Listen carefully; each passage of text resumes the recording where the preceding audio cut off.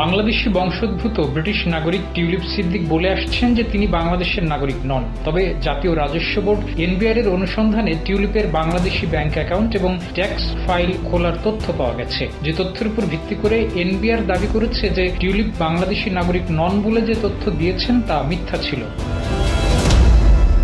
রাজনৈতিক প্রভাব খাটিয়ে বাংলাদেশের সরকারি প্লট নেওয়ার অভিযোগ রয়েছে টিউলিপের বিরুদ্ধে। টিউলিপ বাংলাদেশের সাবেক প্রধানমন্ত্রী শেখ হাসিনার ভাগ্নি এবং শেখ হাসিনার বোন শেখ রেহানার মেয়ে।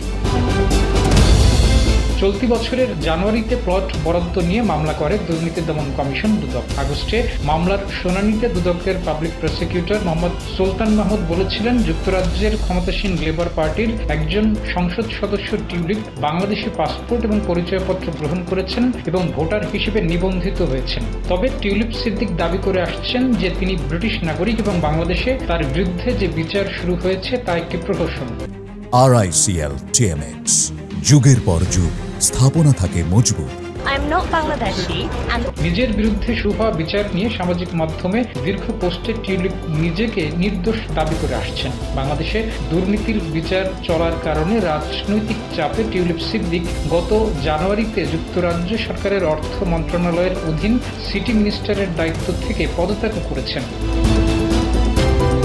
যুক্তরাজ্যের ক্ষমতাসীন দল লেবার পার্টির প্রার্থী হিসেবে 2015 সালে লন্ডনের একটি আসন থেকে প্রথমবার টিউলিপ এমপি হিসেবে নির্বাচিত হন। 2024 সালের নির্বাচনে চতুর্থবারের মতো এমপি নির্বাচিত হওয়ার পর গত জুলাইয়ে তিনি ইকোনমিক সেক্রেটারি হিসেবে দায়িত্ব পেয়েছিলেন।